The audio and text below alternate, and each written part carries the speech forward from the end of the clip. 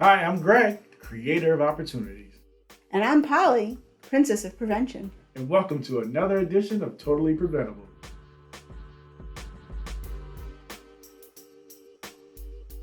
Greg, I'm looking hip today. My girls talked me into buying these pants. Mm-hmm. They're called rib cage. They're Mm-hmm. to get out of the mom fit. Okay. So, but I put them on this morning and I was like, oh, I don't know.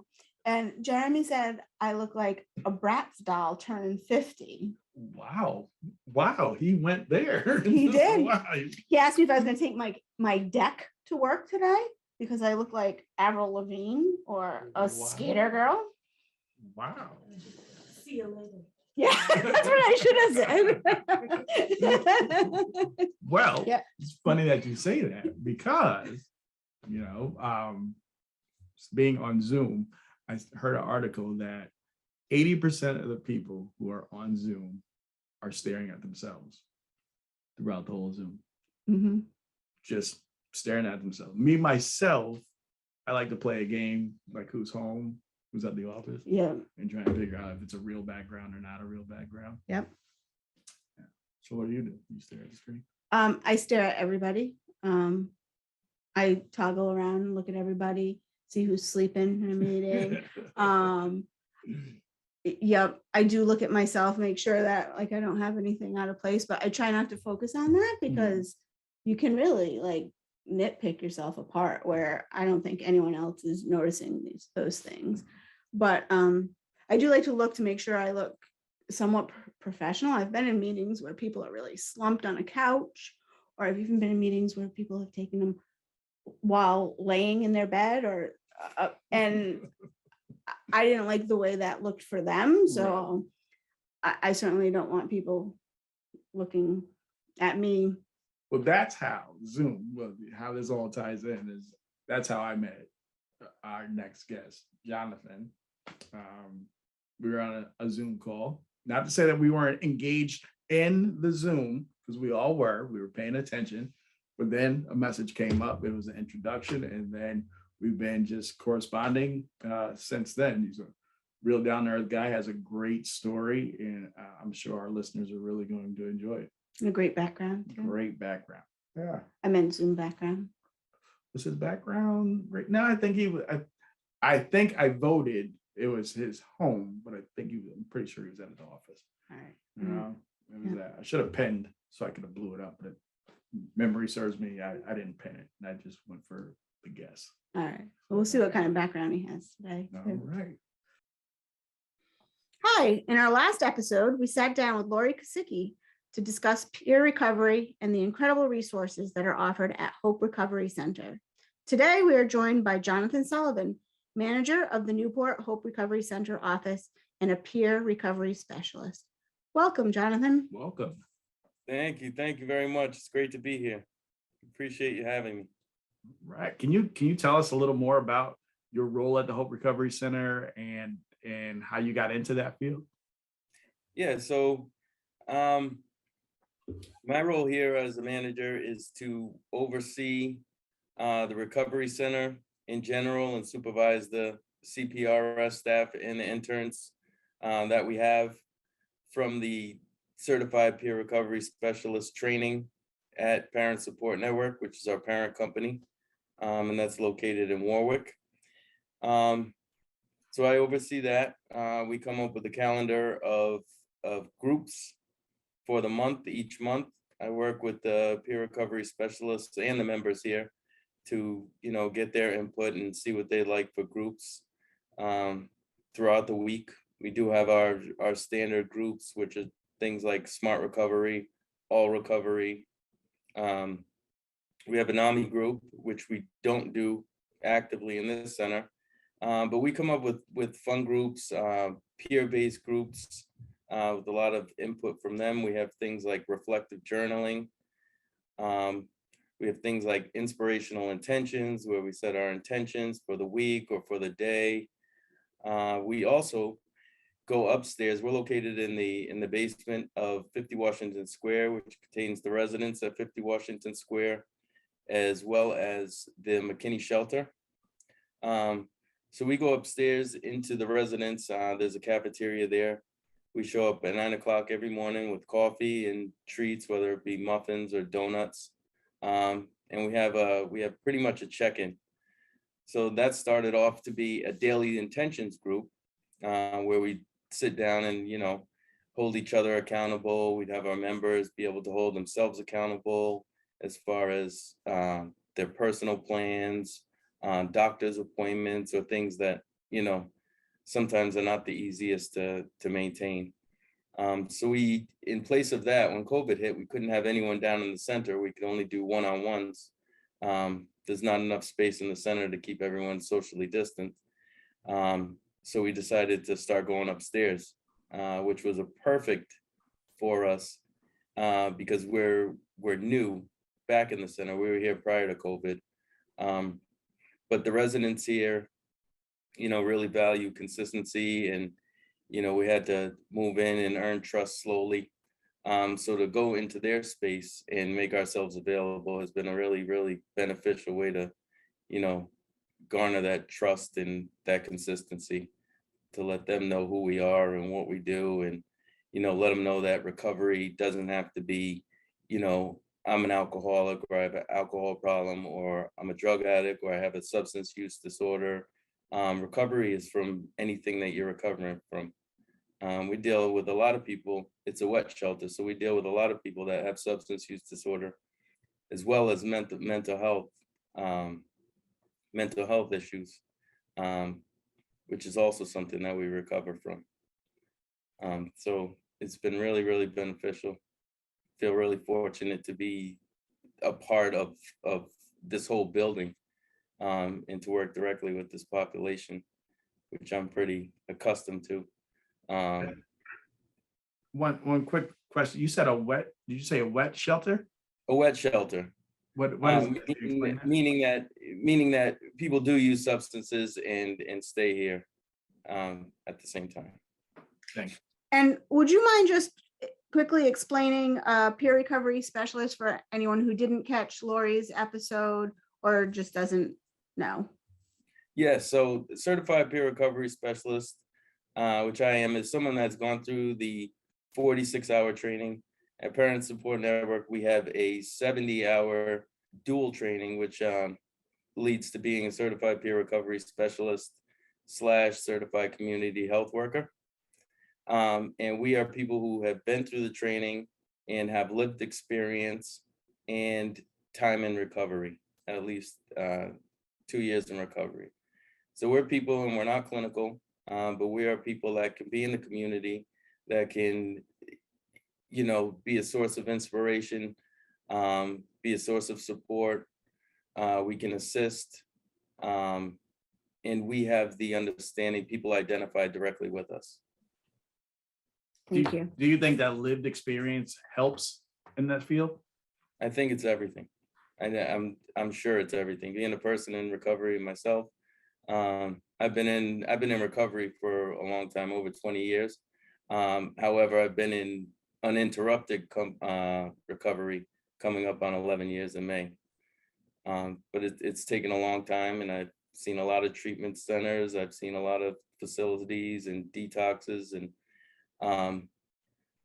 outpatient, and I've worked with people who are in recovery themselves, and I have had counselors that have not been in recovery themselves. And it was very hard to have that feeling as if they really understand, because they could hear and they could see and they could, everything from the outside. But I don't believe, unless you've really been there yourself, you can truly understand that thing that goes on inside of people with substance use disorder. Well, congratulations on your 11 years. That's amazing. Thank you very much. Thank you very much. Congrats. What do you think the most rewarding aspect of your job is? Being able to wake up every day and come to work and know that I'm doing something that is worthwhile. I'm returning the gift that was given to me. When I got recovered, it was by the grace of God. and I'll say the grace of God, and may that be whatever God I believe in. But it's the ultimate form of repaying him every day. You know, as a person in recovery, that's what I do in general. But to be able to do that for my job as well is something that's immeasurable. Very admirable. Thank you. Thank you. Now, Jonathan, a new study from the National Institute on Alcohol Abuse and Alcoholism, they found that alcohol-related deaths in 2020 were so high that for 16 to 64-year-olds, they exceeded the number of deaths from COVID-19. Previously, the average annual increase was a little more than 2%.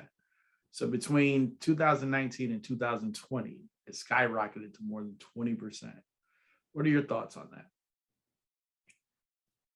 I read that, and that's very interesting. And between 2000 and what, in 2020? 2019, 2020, yeah. And that's when we went into the pandemic, right? Right. I saw, from my little world being quarantined, you know, through social media, and that was pretty much the only way we could stay connected. And as a person in recovery, from everything going in person to Zoom, which thank the good Lord for Zoom, to stay connected. It was like everyone was on vacation. How do we go through this? You know, people even without substance use disorder, how do you go through this? You go on your social media and you see people, it's 5 o'clock somewhere. You know, the liquor store is open. There's not much to do. It's a blessing you have all that time with your family, but it can also be hard. I really felt for people that were alone, that didn't have the family, but had to be, you know, in quarantine by themselves without any human connection. The lack of supports for people with mental health issues, the whole thing from going in person and being able to see a doctor to having to do telehealth visits. People that already have issues, to put someone alone that's already in a depressive state is very depressive. Alcohol is also depressing. I'm very interested to see how alcohol is so broad when it comes to death. It's so broad. There's accidents, there's mental health, there's suicide, there's actual health, physical health problems. So it's so broad the way that, you know, people lose their lives due to alcohol use. So I'm interested to see where it's broken down or how it's broken down. But I have a little suspicion a lot has to do with mental health too, alcohol and mental health issues, and not having the supports. You put that all in a pot, and that's not that's a recipe for not very good. I'll just put it that way. We did see a lot of people turning to alcohol to cope with being in isolation, and we're worried about kids watching their parents turn to alcohol to cope, and see what happens with that. But we also noticed during the pandemic that all non-essential businesses had to close, but liquor stores remained open. Do you think that may have had some cause for the increase in alcohol use during the pandemic? Yeah, I remember noticing that. I was like, well, the liquor stores aren't closed. And as people in recovery, you know, I go to meetings on Zoom, and, you know, we hold the people that are new in recovery. There was a lot of people that recovered during the pandemic, which was, you know, something that people have been in recovery, we talk about. And it's like, we give you so much credit because I don't know if I could have done it at that time. I needed people. I needed the love that's given. I needed, you know, human connection and human interaction. So I give a huge amount of credit to those people. But I did notice that the liquor stores stayed open. And I wasn't surprised. I think in society today, it's essential. and we need the economy has to go. I mean, we were running on bare bones already. So in that way, I see it. I don't see how they would. I remember having to go to Walmart or Target, and we'd have to make a trip of it because we were just in that situation, and that was our only form of getting out of the house, our only way to get out of the house. So no, I'm definitely not surprised. And now that going along with the pandemic, now that people feel more comfortable going out and bars are open inside and outside, what advice do you have for people who might be dealing with alcohol addiction? I don't think I have any like specific advice to those people, or to the people because of this situation. I mean, any advice I would have for anyone who feels that they may have a problem with alcohol use is that I would ask them to think about people usually without an alcohol problem don't consider the fact that they have an alcohol problem. Hmm. So I would suggest that you take that thought very seriously and do a very honest appraisal.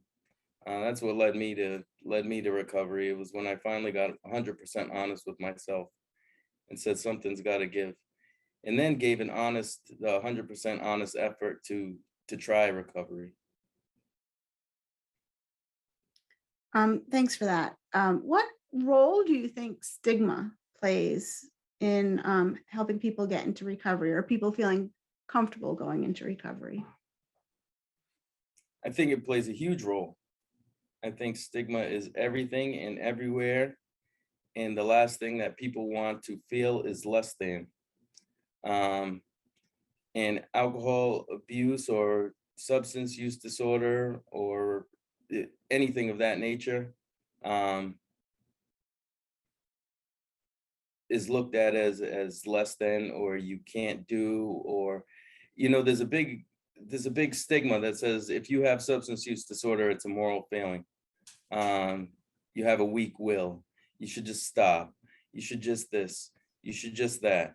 But it's not like that. It's an actual disease and an actual disorder, and it needs actual treatment. As far as I'm concerned, from what I've seen in my own personal experience with people and myself. So I think it plays a huge role. I think that I can give you one example, and it's when I started working. I started working at an upscale hotel, and I come from the restaurant industry, and I didn't want to go back when I got into recovery, I didn't want to go back into the restaurants because of the environment. So I chose very well something where that was off the beaten path, somewhere that was upscale, and I decided that I'd start with just breakfast and lunch, so that I would be out of the nighttime affairs and the bar scene and the whole thing. So I did that, and I'm pretty good at my job. So I moved ahead kind of quickly, and I started doing the weddings, and they started asking me to work in the formal dining room, which is at night. And before you know it, I'm working around the clock, and then my recovery is lacking. I'm not able to handle my recovery and my supports. So I had to go tell my boss that it was getting in the way of my recovery, and without my recovery, I wasn't going to be able to work there. I would be doomed. So that was very, very difficult. Just knowing that I have to bring myself out to my boss and say that, listen, I have a problem with alcohol and I'm in recovery, and I can't work what you'd like me to work because I have to take care of that. I know the stigma. I didn't want to be judged. I didn't know if I was going to lose my job. I didn't know if he was going to tell his boss and I was going to be looked at as less than. It's very shaky. And that stigma right there built in. It's built into the system, built into society. But what came out of that was a supervisor position and accommodation of my recovery. And then I kept moving up from there. And when people had a problem, if we had employees with a problem, they would send them to me, and I could be of assistance that way. So I was always just a walking example of recovery, you know? That is great. That is That is great. great. Yeah. In certain communities, there excuse me, there are often obstacles that we run in. Social norms, beliefs, whether they're, passed down family generation, or even through the churches. What are some obstacles that you've noticed in recovery for the Black and Brown communities? I have, first thing that comes to mind when I hear that question is resources. What resources we have, what education we have. You can see the difference in, the beds that are provided for people without insurance, or the people that without insurance as opposed to people with insurance. You could tell the centers or resources in general that are available to people in the Black and Brown community. Another big one that I think of is being a face. Having lived in Black and Brown communities and non-Black and Brown communities, I see the difference in when I go to wherever I go to take care of my recovery. I notice that I'm one of few people of color in those rooms. I think in the community, you said it, that, it's a systemic thing, and, being raised with, a lot of pride, what we're given instead of, I don't want to get into the whole systemic thing. I think that's a whole another issue, but I would like to see more Black and Brown faces in the community that are faces of recovery, that show people that it's okay to give up that to win this, to give up the substances to win at life.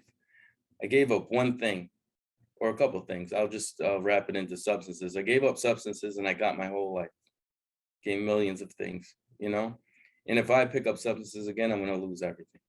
And I know that. So it's a small thing, but it's a large thing. And it takes a lot of work. I mean, it's not difficult work, but it's a lot of work. And it's a beautiful thing. But I think obstacles are, going to treatment and not seeing people that look like you, don't sound like you, don't represent you. It's hard to say, oh yeah, I'm like that too, because that's what you see. For me, I was very fortunate, and I spent a lot of years doing that. I would go in and I wouldn't see what looked like me or what sounded like me. And I immediately thought they don't understand, until I got 100% honest with myself. And I was beaten into a very submissive state where I didn't care what you were, what you looked like, or what you sounded like. I knew I needed help, and I knew you were offering help, and I just said, okay, I'll take it. And that's when it opened up for me. But it's a big barrier. It took a long time for that to happen. Thanks for sharing that. Thank you. There's a lot of people out there that don't understand mental health, even just as everybody has mental health and everyone should work on good mental health. Mhm. So how do you describe the importance of mental health and recovery, and better mental health and recovery, to people or communities that don't understand that?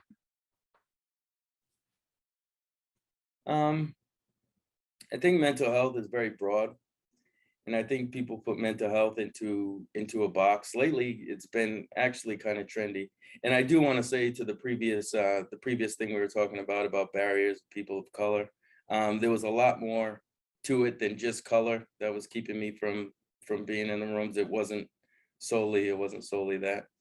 But to the mental health point, I think that, we put it into a box into these big things, but we don't look at everything involving mental health, which is pretty broad, and if we do open the box of mental health, we'll notice that, if you have 10 people in a room, 9 or even 10 people will realize that they have some barriers or some familiarity with mental health issues, from ADD to ADHD to anxiety to depression to, it doesn't have to be a schizoaffective or, it doesn't have to be that big. There are a lot of things that, we use as a society to cope with our mental health. And a big one of those is alcohol. Substances are a big part of it. For me, that was my medicine. A lot of people suffer trauma. They don't know that they deal with PTSD. They don't know that, a lot of our society, at least for me, I can speak for myself, saying that I was societally taught growing up to stuff things down and keep them down and to keep this wall up and to say it's okay, everything's okay, and not talk about my feelings, which is a buildup, and it's a buildup, and it's a buildup, and it affects our mental health. That's another thing, but it's very, very broad, and I really appreciate the broadening of awareness of mental health. I hear it in our Black and Brown communities. I hear it on podcasts. I'm hearing it in hip hop and rap music. I'm seeing it on social media. It's becoming a thing. And even if it's just surface right now, even if it's just trendy, it gives that opportunity for people to dig a little deeper. And if 10 people are talking about it and 4 people are digging deep, then underneath those 4 people, it's going to grow even larger. So, I really love to talk about mental health and the awareness that it's getting. Well, thank you. Thank you. I know in a lot of communities, what you're saying really, really resonates, but it could be double for men who are taught, don't cry, or, don't show your true emotions. And then you add that to that generational, stuff it down, put up that wall. It's a lot of burden that people are carrying around with you. So thank you very much for bringing that up. Absolutely. And we can speak about it broad, but I tend to just speak from my own personal experience, and Right. So for people listening, tell us, how do they get in touch with you? What's the website? Tell us a little bit about connecting with Hope Recovery. So we are located at 50 Washington Square in Newport, Rhode Island. We have a center in Middletown at 294 Valley Road in Middletown. We also have a site in Westerly. So we are all across the state. Our parent company is Parent Support Network of Rhode Island, with a headquarters in Warwick. We have many programs involving recovery and helping families and youth, people with substance use disorder, and people that are in recovery from whatever they're in recovery for. When you say you're in recovery, you are in recovery. You can locate us here. You can give us a call at 401-324-5626. More than likely myself or my lead CPRS named Diane will be picking up the phone. You can go to psnri.org. You can see Parent Support Network, and it will bring you to Hope Recovery Center as well. Excellent. Thank you so much, Jonathan, for joining us. Oh, my pleasure. One moment, please.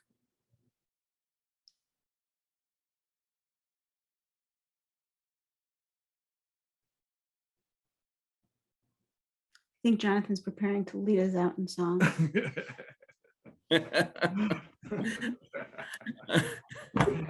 Go ahead, Jonathan. We're ready. Sing us out. Thank you very much. I appreciate you giving me the opportunity to be a part of this. Great harmony. Thank you very much. Thank you. Thank Jonathan. you. You have a great day. It was my pleasure, and thank you. Y'all too.